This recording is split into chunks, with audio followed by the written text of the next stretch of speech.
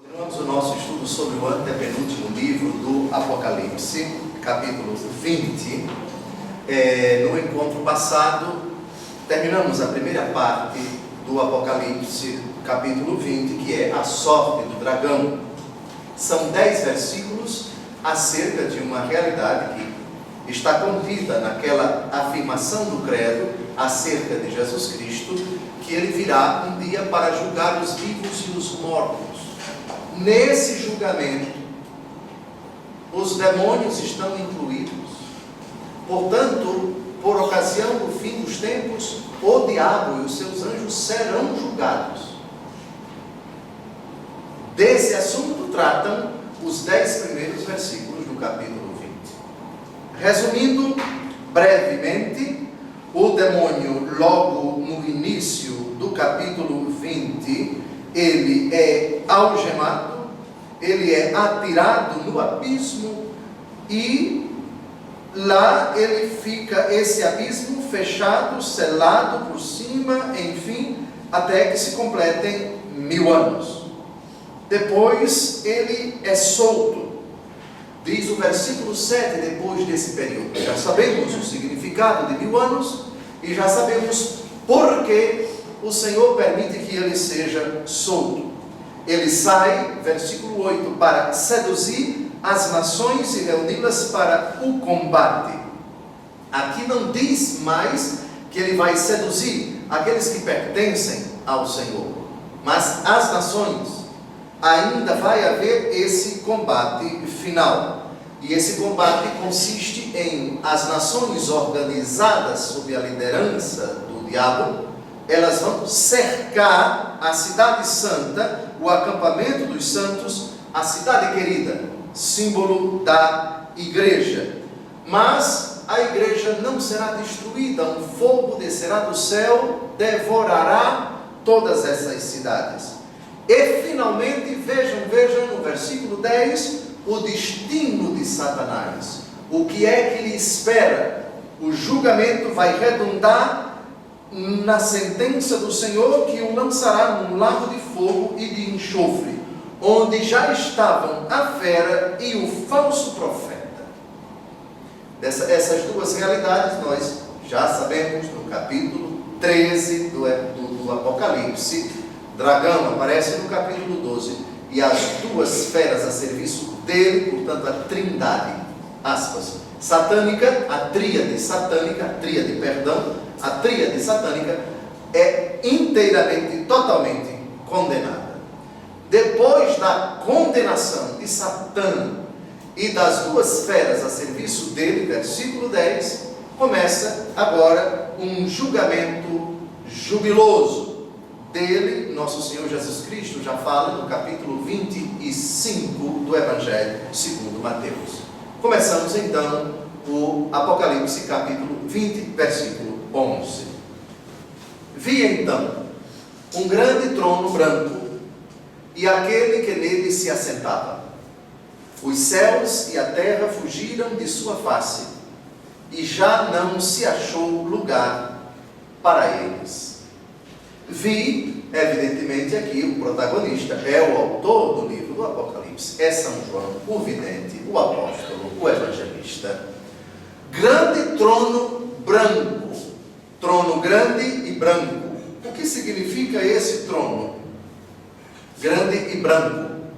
É o sinal da onipotência divina que marcou o início das revelações sobre o mundo e a história. Nele está sentado o juiz.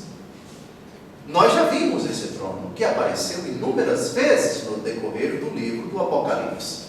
É apenas uma recorrência. Ele é citado de novo, portanto não é a primeira vez que ele aparece. Sinal da onipotência. Vejamos 4 versículos do Apocalipse onde aparece esse grande trono e depois um texto do Evangelho segundo João, também do mesmo autor, só que palavras de Jesus.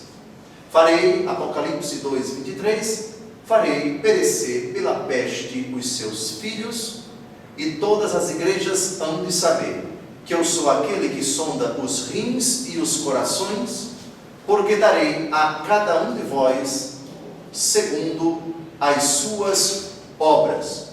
Reparem que no texto não aparece o trono, mas aparece a ideia que está associada a ele, que é a onipotência. Aquele que está sentado no trono vem para julgar. E julgando, ele sentencia aos bons a glória do céu e aos maus o castigo eterno, aqui significado no perecer pela peste. Apocalipse capítulo 3, versículo 5: o vencedor será assim revestido de vestes brancas. Jamais apagarei o seu nome do livro da vida, e o proclamarei diante do meu Pai e dos seus anjos. Aqui a associação é a cor do trono com as vestes brancas. Assentar-se com o Pai, reinar com o Pai, julgar com o Pai, triunfar com Cristo e o Pai, sentar-se no trono de Cristo com as vestes brancas. Apocalipse 6, de 16 a 17: e diziam as montanhas e aos rochedos: caí sobre nós e escondei-nos da face daquele que está sentado no trono e da ira do Cordeiro, porque chegou o grande dia da sua ira, e quem poderá subsistir? Então, o Senhor está sentado no trono. Esse versículo, quando estudamos, eu acho que há mais de um ano, capítulo 6, eu pedi para vocês sublinharem ou destacarem com algum pelicano, porque é uma ideia que não pode sair da nossa cabeça. Jesus irado. Hoje se fala muito de Jesus manso e humilde de coração. Foi ele que disse, lógico. Mas o mesmo Jesus manso é o mesmo Jesus irado. E não há absolutamente incompatibilidade entre esses dois adjetivos. Aquele que é manso é também irado. Manso porque vem ao encontro do pecador para chamá-lo ao arrependimento. Irado porque não admite que o pecador, conhecedor do pecado, permaneça no pecado. A ira é contra a atitude de endurecimento no pecado. Aquele que é misericordioso não quer dizer jamais ao homem que ele continue no pecado: eu não te condeno, mas de agora em diante não tornes a pecar. Todos vocês sabem a quem nosso Senhor Jesus Cristo dirigiu essas palavras: a adúltera flagrada em adultério, que quase ia sendo lapidada. Apocalipse 14, de 14 a 15. Eu vi ainda uma nuvem branca sobre a qual se sentava como que um filho de homem, com a cabeça cingida de coroa de ouro e na mão uma foice afiada. Um outro anjo saiu do templo gritando em voz alta para aquele que estava sentado na nuvem: lança tua foice e ceifa, porque é chegada a hora de ceifar, pois está madura a seara da terra. Vejam que não aparece a palavra trono, mas é evidente que ele é implícito, porque o Filho do Homem se sentava nesta nuvem branca, ideia que está associada com o trono branco. Trono e nuvem. Trono, símbolo da onipotência, da presidência do Cristo como juiz e senhor da história, e a nuvem que está associada também à presença do Espírito Santo. O julgamento no Espírito Santo, que, conforme São Paulo, o Espírito Santo, ele é a verdade, como Cristo é a verdade, a justiça será também na verdade, absolutamente na verdade. João capítulo 5, versículo 22, assim também o Pai não julga ninguém, mas entregou todo o julgamento ao Filho. Somente para recordar que trono tem relação com a ideia do julgamento, da presidência, da soberania, da supremacia do Cristo que virá para julgar os vivos e os mortos. Os céus e a terra fugiram de sua face e já não se achou lugar para eles. A ideia é a seguinte: o Senhor que vem para julgar, vem com uma imparcialidade, com uma severidade, com uma seriedade, que impõe medo até as criaturas irracionais. Aliás, essa ideia já apareceu no capítulo 16, versículo 20. Deem uma olhada. No capítulo 16, versículo 20, vale a pena dar uma lida no versículo 19, para compreendermos o versículo 20.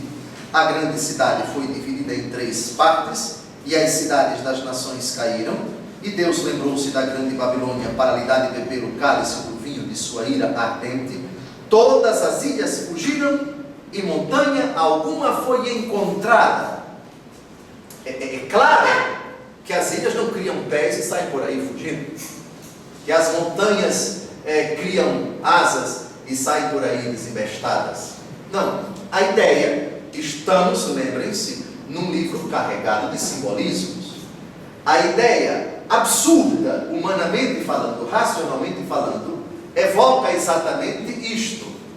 O juízo de Deus provoca nas criaturas um temor tão grande, um respeito tão inominável, que aqui é traduzido como se as ilhas e as montanhas fugindo de medo.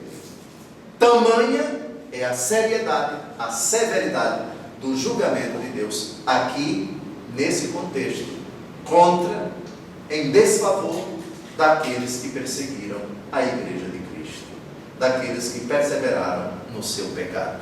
Ideia, portanto, que já aparece. Vamos à segunda carta de São Pedro, capítulo 3, versículo 10. Entretanto, virá o dia do Senhor como ladrão. Naquele dia, os céus passarão com ruído, os elementos abrasados se dissolverão, e será consumida a terra com todas as obras que ela contém. Ou seja, a presença imperiosa do juiz é tão nobre, tão eloquente, tão imperiosa, tão séria e tão severa, que o autor sagrado coloca como consequência dessa vinda do Senhor a dissolução dos elementos da terra. As criaturas apavoradas desaparecem de medo. Uma imagem muito forte. Depois, Apocalipse capítulo 21, versículo 1. O que aparece no capítulo 20 retoma no capítulo 1. A criação vai se dissolver, vai passar, céus e terra passarão, vão ser dissolvidos, e no seu lugar, vejam o que diz o versículo 1, Apocalipse 21. Vi então um novo céu e uma nova terra, pois o primeiro céu e a primeira terra desapareceram, e o mar já não existia. Esses textos foram para fundamentar, associar a Apocalipse 20, versículo 11, os céus e a terra fugiram de sua face, e já não se achou lugar para eles. Essa criação que estamos experimentando, este céu e esta terra, sabemos, estão com os dias contados. Não é que vão ser destruídos, eles vão dar lugar a um novo céu e uma nova terra. Curioso como pela última vez se fala no capítulo 20 de céu e terra, e no capítulo 21 volta-se a falar de céu e terra, mas um novo céu e uma nova terra. Esta criação está marcada também pelo pecado do homem. Se a nova criação em Cristo, na força do Espírito, na glória, tem como protótipo Cristo ressuscitado, e nele todos os ressuscitados, ele primícia dos que adormeceram, e depois todos os que morreram em Cristo, como diz São Paulo na 1 Coríntios capítulo 15, a criação toda vai com Cristo passar por esta reformulação, ou para usarmos a linguagem de São Paulo, recapitulação. Cristo recapitulou todas as coisas pelo seu sangue derramado na cruz. Isso inclui tudo que está no céu, tudo que está na terra. É o que recitamos no credo: creio em Deus Pai Todo-Poderoso, Criador do céu e da terra. O pecado atingiu o céu e a terra. A segunda vinda de Cristo vai transformar o céu, novo céu, e vai transformar a terra, nova terra. Muito bem, agora vamos ao versículo 12. Vi os mortos, grandes e pequenos, de pé, diante do trono. Abriram-se livros, e ainda outro livro, que é o livro da vida. E os mortos foram julgados conforme o que estava escrito nesse livro, segundo as suas obras. Certamente vocês já associaram muitas ideias que nesse versículo aparecem, que já foram citadas em versículos e em capítulos anteriores. A ideia dos grandes, dos pequenos, a ideia dos livros, a ideia do livro da vida, enfim, o que está escrito no livro. Pois bem, vi, obviamente é São João, apóstolo e evangelista, o vidente, o autor do Apocalipse. Vi os mortos. Nós sabemos quem são estes: os que morreram em Cristo, os que deram seu testemunho a Cristo, de Cristo, até o último instante de suas vidas. Aqueles que aparecem muitas vezes, e o capítulo 6, aqueles que foram ceifados, tiveram suas vidas ceifadas, e cujas almas se encontravam debaixo do altar, e clamaram: até quando o Senhor deixará de fazer justiça contra aqueles que derramaram nosso sangue, etc. E lhes foi dito que esperassem mais um pouco, que vestissem as vestes brancas, até que se cumprisse o número dos irmãos que ainda deveriam ser mortos. Pronto, o número está concluído. Lembram disso no capítulo 6? Pois bem, mortos, grandes e pequenos. O que significa grandes e pequenos? Diante do juiz, não se faz acepção de pessoas. Para todos valem as mesmas medidas. Atenção, grandes e pequenos aí são categorias para a nossa compreensão. Para Deus, ninguém é grande, ninguém é pequeno, todo mundo é igual. Todo mundo é, com exceção da Virgem Maria, que não conheceu o pecado. Apocalipse 3,17. Infeliz, miserável, pobre, cego e nu. Ou seja, esses critérios, presidente, papa, bispo auxiliar, pois bem, são critérios que denotam na nossa convivência, hierarquia, etc. Perante Deus, amigo, pelo contrário, Jesus que disse que a quem muito for dado, muito será pedido, e a quem pouco for dado, pouco será pedido. Pois bem, então, grandes e pequenos, categorias para a nossa compreensão. O grande para Jesus é aquele que serve. Lembram da afirmação de nosso Senhor? Quem quiser ser o primeiro, seja o último e o servo de todos, a exemplo do Filho do Homem, que não veio para ser servido, mas para servir e dar a sua vida em resgate de muitos. Então, essas categorias são nossas, são distinções, são nomenclaturas, muitas delas que não ferem a justiça. É verdade, o pai é maior do que o filho, enfim, o professor maior do que o aluno, a autoridade civil com relação aos cidadãos, aos membros da sociedade, na igreja também, etc. Mas todos eles diante do trono. Deus não faz acepção de pessoas. Para todos valem as mesmas medidas. Agora, a quem muito foi dado, muito será pedido. Quem aqui na terra foi grande, recebeu grande responsabilidade. Portanto, será julgado com mais rigor. A quem muito for dado, muito será pedido. Os livros e outro livro. Os primeiros livros contêm as ações boas ou más dos homens. A ideia do livro é aquela realidade que se encontra no âmago do saber de Deus, do conhecer de Deus. Livro da vida é o conhecimento que Deus tem acerca daqueles que já estão no céu e para lá irão. Esse é o livro da vida. Ou seja, a relação dos eleitos, dos salvos. É Essa ideia do livro já apareceu muitas vezes no nosso estudo. Lembram do livro grande, livro pequeno na mão do anjo, cheio de palavras por dentro e por fora, etc. Pois bem, vamos dar uma olhada nessa ideia do livro em alguns textos do Antigo Testamento. Acha-se inscrito o pecado de Judá com estilete de ferro e gravado com ponta de diamante sobre a pedra de seu coração. Jeremias 17, versículo 1. Está inscrito, portanto, significa isto: Deus já sabe o destino eterno daquela pessoa. Livro da vida, eufemismo da literatura apocalíptica para significar aquela realidade que já está no coração de Deus, a pedra do seu coração. Daniel, capítulo 7, versículo 10. Saído de diante dele, corria um rio de fogo. Milhares e milhares o serviam, dezenas de milhares o assistiam. O tribunal deu audiência e os livros foram abertos. No fim dos tempos, abrir-se-ão esses livros e serão dados a conhecer a todos os homens e a todos os anjos, bons e maus, a relação dos eleitos, a relação dos condenados.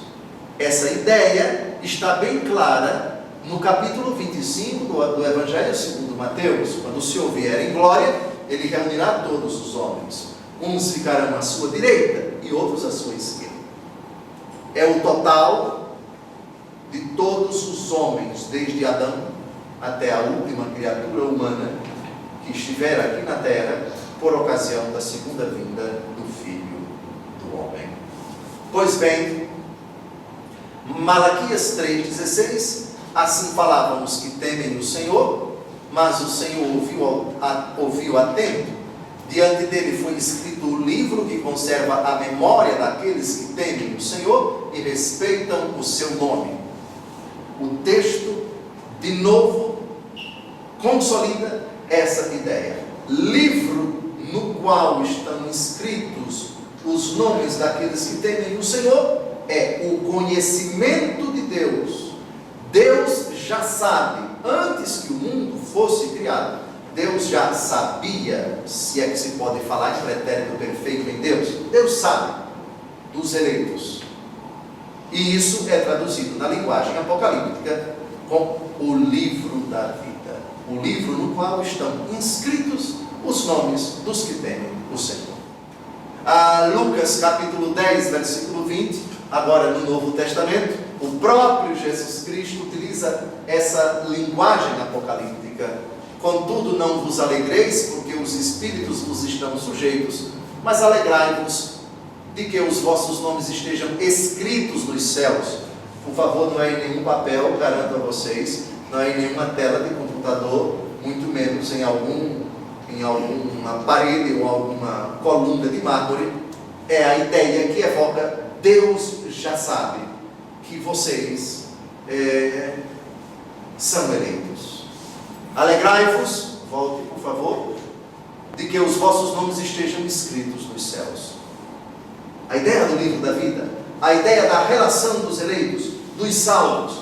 Aqui o contexto é curioso. Jesus envia os apóstolos para pregar, para expulsar os demônios, e eles voltam alegres com o sucesso que eles tiveram. É o contexto do capítulo 10 de Lucas, e vão expressar essa alegria para nosso Senhor. E nosso Senhor diz: olha, a alegria de vocês não deve ser por isso, não. Alegrem-se, não se alegrem porque os espíritos se sujeitam a vocês. Alegrem-se porque os nomes de vocês estão escritos nos céus. Ou seja, mais importante do que a felicidade por um sucesso, importante, sem dúvida alguma, o êxito da missão confiada por Jesus a eles. Eles obtiveram êxito. Eles pregaram a palavra de Deus, curaram os enfermos, expulsaram os demônios e voltaram felizes, eufóricos, e contaram para Jesus. Alegrem-se por uma coisa melhor do que essa: os nomes de vocês estão escritos nos céus. Muito bem, Apocalipse 3:5, o vencedor será assim revestido de vestes brancas, jamais apagarei o seu nome do livro da vida e o proclamarei diante do meu Pai e dos seus anjos. Apagar do livro da vida significa tirar a pessoa da relação dos eleitos, dos salvos. Jamais apagarei. Mas vejam a quem é que se dirige essa promessa: ao vencedor. E a vitória contra o poder das trevas, quando é que acaba? Na hora da morte. Jesus disse: quem perseverar até o fim será salvo. Ninguém, portanto, se considere vencedor. Sim, sem dúvida alguma, há pequenas e grandes vitórias no decorrer da vida, mas ninguém pode desanimar, ninguém pode sucumbir, ninguém pode cruzar os braços, ninguém pode arrefecer do dever de lutar contra o poder das trevas até o fim da vida.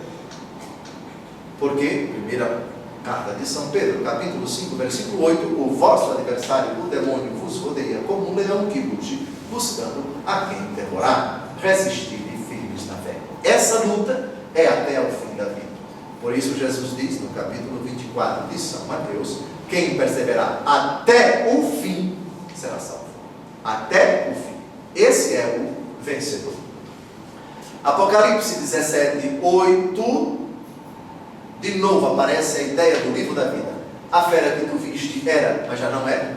Ela deve subir do abismo, mas irá à perdição. Admirar-se-ão os habitantes da terra, cujos nomes não estão escritos no livro da vida, desde o começo do mundo, vendo reaparecer a fera que era e já não é mais. Os nomes que não estão escritos no livro da vida não são aqueles que Deus concebeu e criou para condená-los ao inferno. Não, essa não é a ideia. Isso seria até blasfêmia, dizer que Deus cria alguém para condená-lo ao inferno. Deus quer que todos se salvem e cheguem ao conhecimento da verdade de São Paulo. E os ama eternamente. E os deseja criaturas antes que elas sejam criadas. E as cria por amor. E concede a todas elas recursos, meios, graças para que elas se salvem. Mesmo sabendo que essas algumas criaturas serão condenadas, Deus as cria. Mas o saber antecipadamente da parte de Deus que algumas criaturas serão condenadas, vide os demônios, não significa dizer que Deus as cria para que sejam condenadas. Deus as ama e Deus cumula todas elas de graças suficientes para que elas se salvem. É óbvio que esse assunto é misterioso.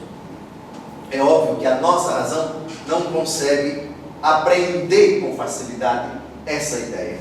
Mas se Deus já sabe que uma pessoa vai ser condenada, para que criá-la?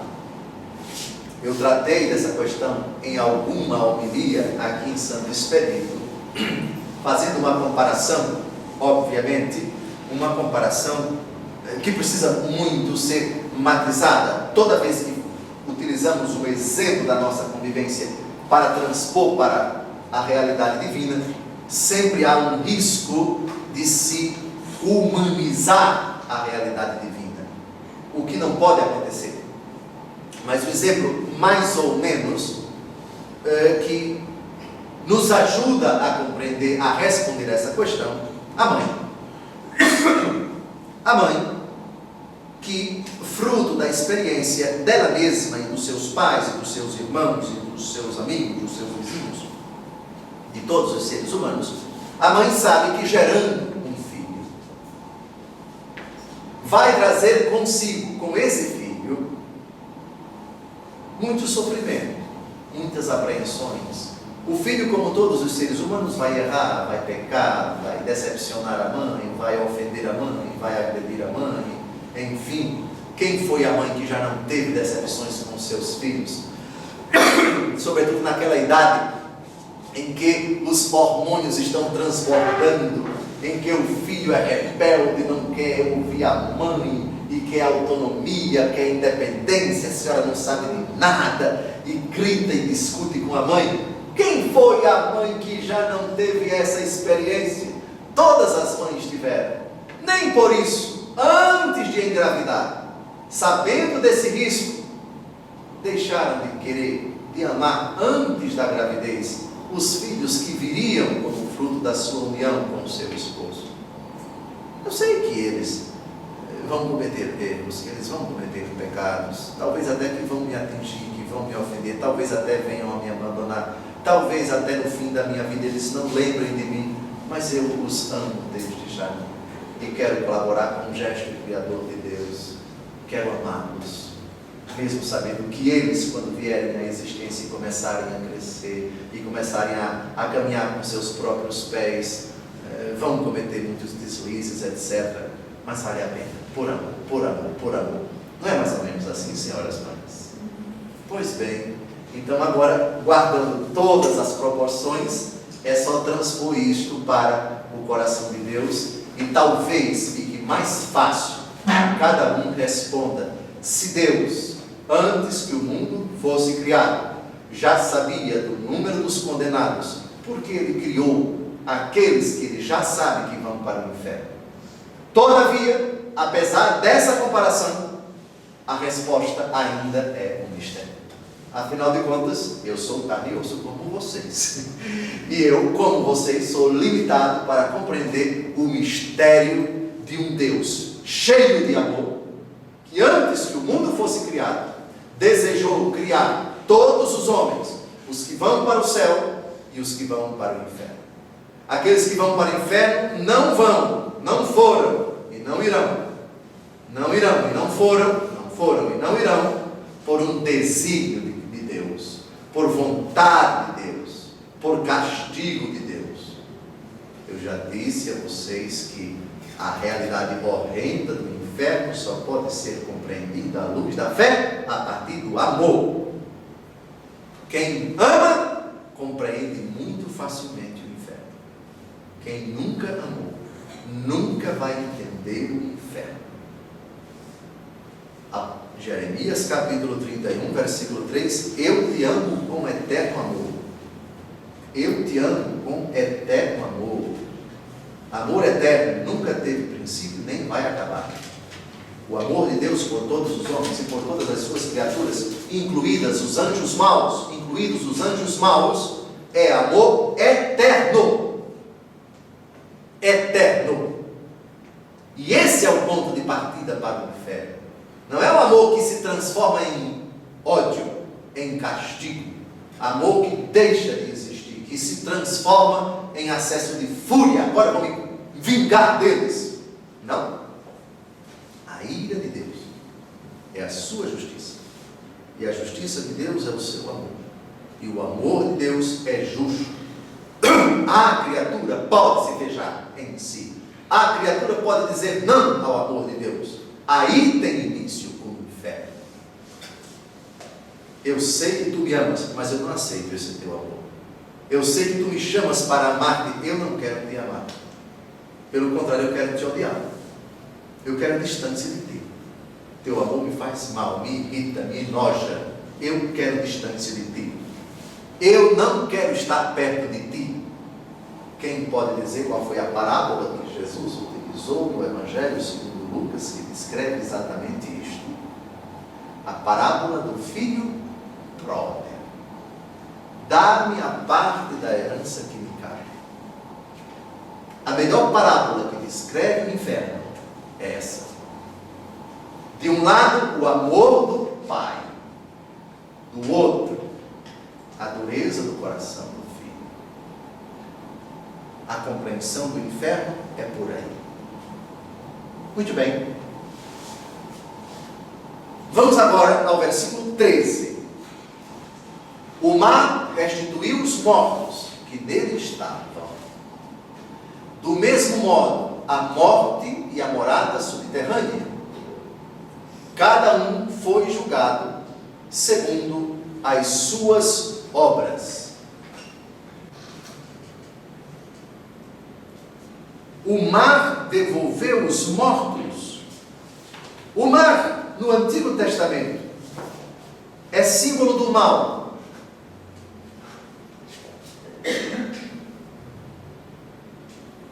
Símbolo do mal. Vejam, a ideia de uma morte espiritual espiritual já nesta vida, com a consequente conversão, mudança de vida daqueles que estavam mortos. O mar restituiu. Cristo, com o seu sangue derramado na cruz, resgatou do poder das trevas, resgatou do diabo aqueles que estavam sob o seu poder. Vamos ao livro de Jó, capítulo 7, versículo 12. Porventura sou eu o mar, ou um monstro marinho, para me ter exposto um guarda contra mim? É o discurso de Jó, reclamando a Deus. Muito bem, vamos dar uma olhada em Isaías 51, de 9 a 10. Desperta, braço do Senhor, desperta, recobra teu vigor. Levanta-te como nos dias do passado, como nos tempos de outrora. Não foste tu que esmagaste Raabe e fendeste de alto a baixo o dragão? Não foste tu que secaste o mar e estancaste as águas do grande abismo?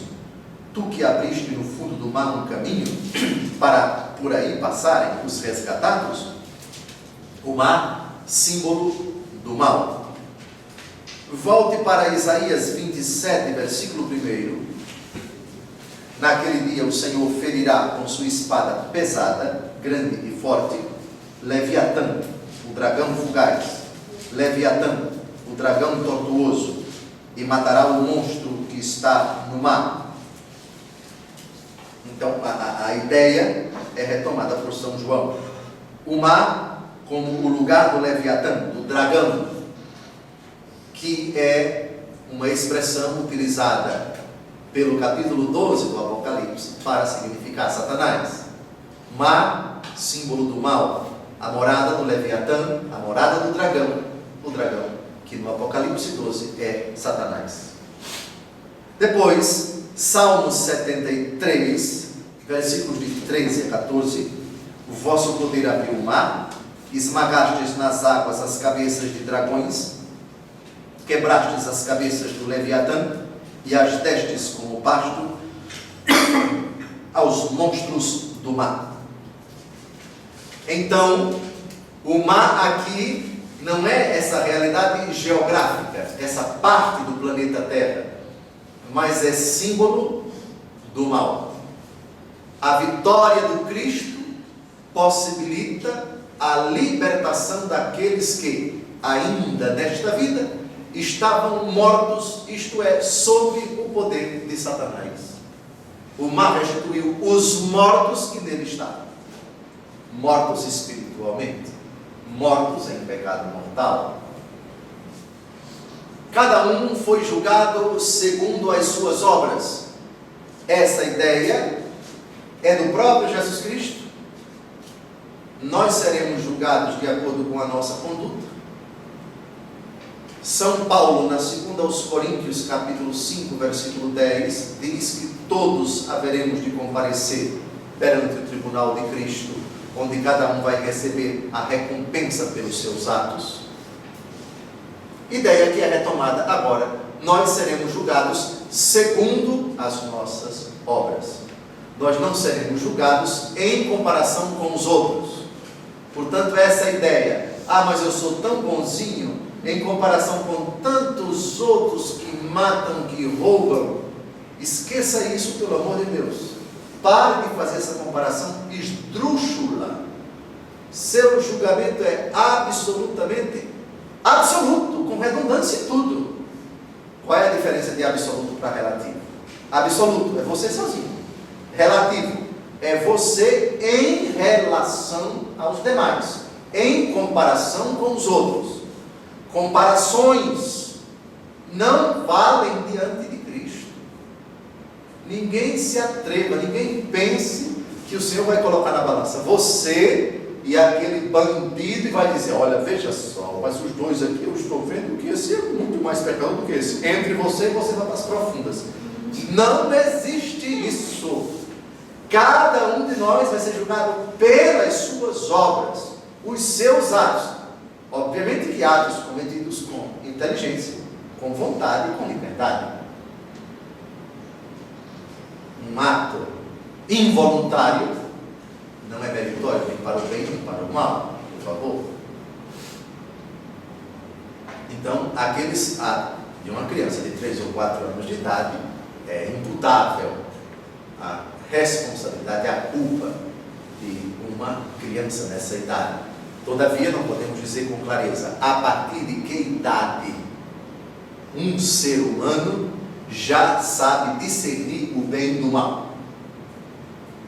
Presume-se no Código de Direito Canônico, os 7 anos de idade é a idade da razão, a idade da discrição. Mas veja, pode acontecer que uma pessoa com uma idade menor que 7 anos de idade já tenha o discernimento. Sobretudo nos dias de hoje, quando a criança com 4 anos de idade já mexe no tablet, já tem o seu zap, já faz tantas peripécias com o computador que uma pessoa do século passado como eu não sabe fazer. Enfim, bom, de qualquer forma, os atos conscientes, livres e voluntários são esses que serão levados em conta. Absolutamente nada de comparação, cada um diante do Senhor. Esse é o juízo particular, aquele citado em Hebreus capítulo 9, versículo 27. Está escrito que o homem morra uma só vez, depois do que segue-se o juízo. Portanto, cada um, vejam, cada um foi julgado segundo as suas obras. Não há comparação. Não há 2 pesos e 2 medidas. É só um peso e uma medida. Nossos atos, nossas obras, nossas intenções, nossas palavras, nossas ações e nossas omissões diante do Senhor. Versículo 14. A morte e a morada subterrânea foram lançadas no tanque de fogo. A segunda morte é esta, o tanque de fogo. O que significam morte e Hades? Morte e Hades já aparecem no capítulo 1, versículo 18. Vamos ao Apocalipse. Morte e mansão dos mortos. Hades é o Sheol. Os infernos, não no sentido do inferno de condenação eterna, mas inferno de infra que significa abaixo da superfície da terra, ou seja, as profundidades da terra. Então, Apocalipse 1,18: pois estive morto e eis-me de novo vivo pelos séculos dos séculos, tenho as chaves da morte e da região dos mortos. Morte e Hades, morte e região dos mortos, ou morte e mansão dos mortos. Mansão dos mortos, que é uma expressão que nós recitamos no credo. Jesus Cristo morreu, foi sepultado, desceu à mansão dos mortos. É essa mansão dos mortos, essa região dos mortos. Muito bem, 2 potências desta era que devem sua existência ao pecado. Isto é, a morte entrou no mundo pelo pecado, diz Romanos 5, de 12 a 21. E depois do julgamento final, elas duas serão reduzidas à impotência.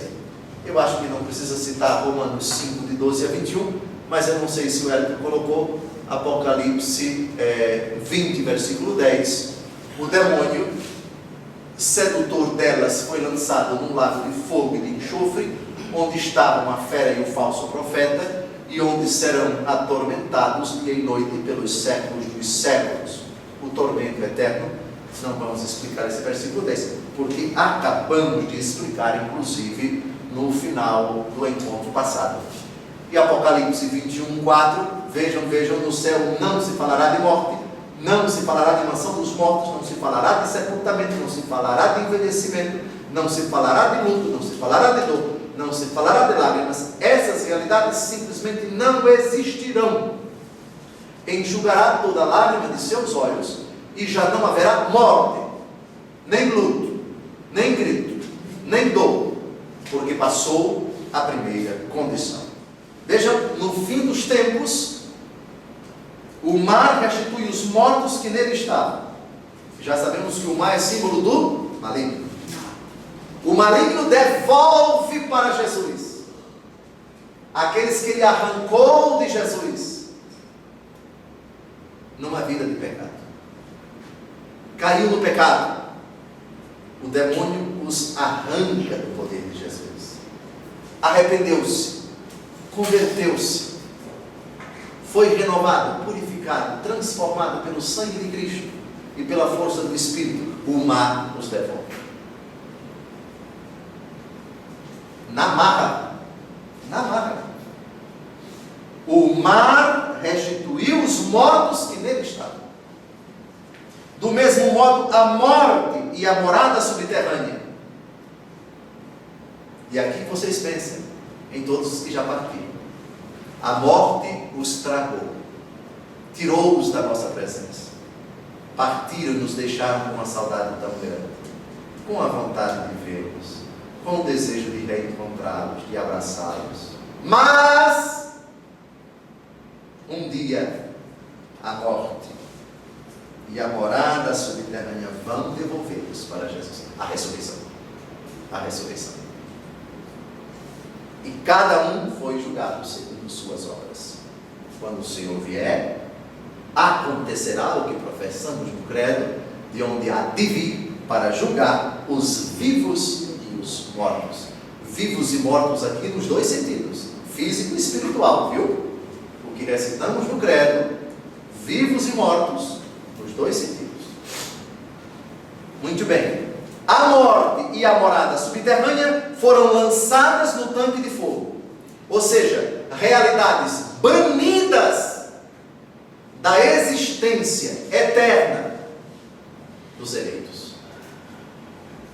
Não haverá morte. Ninguém vai envelhecer. Ninguém vai morrer. Ninguém vai sofrer. Ninguém vai chorar.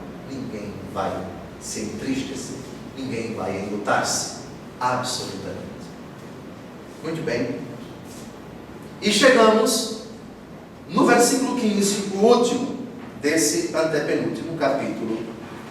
Tudo o que não foi encontrado inscrito no livro da vida foi lançado ao fogo. O que é livro da vida é a relação dos eleitos, cujos nomes só Deus sabe. Livro da vida é o conhecer de Deus, é o saber de Deus, é a sentença de Deus acerca de todos os eleitos. E tudo que não está no livro da vida, obviamente, vai ser lançado ao fogo. Vale a pena dar uma olhada em Mateus 25, de 41 a 43, palavras do próprio Jesus, que encerram o relato portentoso do juízo final. Aliás, eu proponho a vocês que hoje, pela internet mesmo, no Google Imagens ou outro site, enfim, digitem o juízo final Capela Sistina e peguem a fotografia da melhor definição e vejam que coisa maravilhosa a descrição. De um lado os eleitos, do outro lado os condenados. Mateus 25, de 41 a 43. É essa cena aqui, a cena do juízo final. É a parede, fundo do presbitério da Capela Sistina.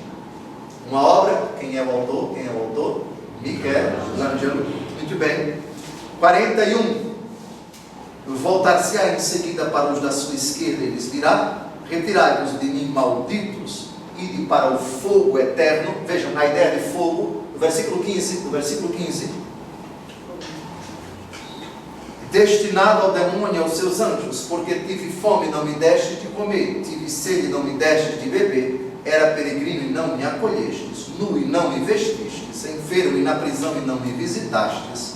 Também estes lhe perguntarão: Senhor, quando foi que te vimos com fome, com sede, peregrino, nu, enfermo ou na prisão e não te socorremos? E ele responderá: em verdade eu vos declaro, todas as vezes que deixastes de fazer isso a um destes pequeninos, foi a mim que deixastes de fazer, e estes irão para o castigo eterno, e os justos para a vida eterna. Bem, eu acho que não poderia ser diferente o desfecho do capítulo 21, e agora duas últimas palavras sobre esse capítulo confortador, porque está dividido em duas partes. Os maus foram condenados ao inferno, o demônio também foi condenado, a morte foi condenada, a mansão dos mortos foi condenada, e os eleitos entram no repouso, no gozo do seu Senhor. É o julgamento geral. Aqueles que foram mortos são restituídas as suas vidas ao Senhor. O mar, símbolo do mal, símbolo da presença do demônio, do poder do demônio, e tudo que não é encontrado, tudo que não se acha escrito no livro da vida, é lançado ao fogo.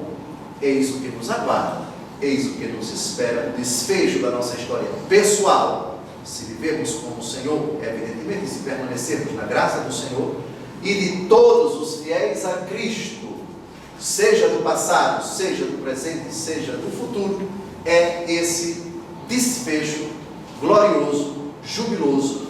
A história está nas mãos do Senhor, que detém as chaves do Hades, da mansão dos mortos. Abre, ninguém fecha, fecha, ninguém abre. Tem as chaves da história.